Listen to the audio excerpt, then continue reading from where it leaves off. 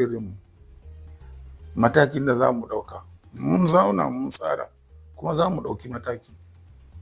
Ba za mu bari ba za mu daina ba. Mun ga Ka abubuwan dubi dukanmu din nan ba wani wanda dukkanmu mun yi faɗa da sojoji mun dawo da demokuraɗiyya. Don haka in faɗa ne tsakaninmu da su gashi nan mun yi faɗa. Tun lokacin da muka ƙare zaɓe na faɗa na ce idan ba mu haɗa kai ba to ba za a sake samun demokuraɗiyya a ƙasar nan ba, kuma gashi nan haka ne. Ba an wargaza PDP din ba. To ai matasan kusan sun kwace jam'iyyar ma. Duk wani wanda ka gani yana son ya tsaya zaɓe daga kansila zuwa state assembly zuwa national assembly zuwa gwamna da sauransu duk matasa ne. Dama mun ce jam'iyyar matasa ne da mata. Mu namu muna so kawai mu karɓa mu mika musu. Har roƙon Allah nake idan dai ba zan yi abin da ya kamata ba kai mini komai Allah.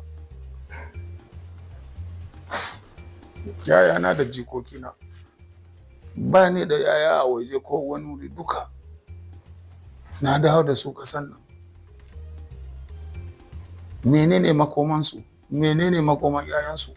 Na sani kana yawo kuma kana magana, kai ɗan jarida ne, kana magana da mutane da sauransu. Me ka gano wa kanka? Mu mun haƙiƙance mutanen ƙasar nan suna son canji kuma a shirye suke su tsaya su gani an samu canji. To ai an tura 'yan Najeriya zuwa bango ne. An tura su zuwa bangon da ba a taɓa tura su ba yanzu.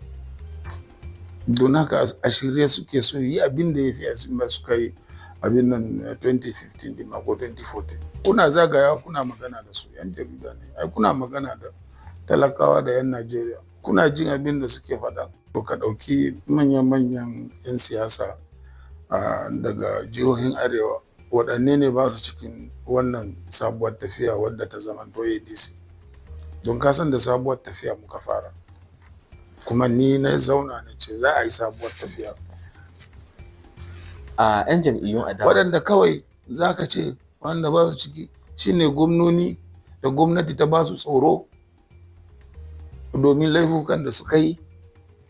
Don haka an razana su an ba su tsoro don haka sun ce suna tare. Kuma ba su tare da jama'a. Za ka gani.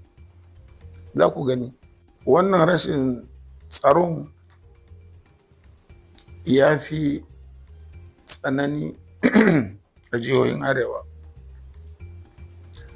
Kuma abin da ya kawo wannan rashin aiki ne ga matasanmu da kuma rashin makarantu. Za ka zagaya musamman jihohin Arewa za ka tarar da an mai da harkan ilmi ba da ilmi an mai da shi baya. Gwamnatoci ba su kula ba su tabbatar da yara sun shiga makaranta ba, ko kuma in yara ma sun yi sa'a sun shiga makaranta sun yi makarantar su fita ba aiki ba sana'a. Lokaci kama haka ba duk rayuwa na Najeriya.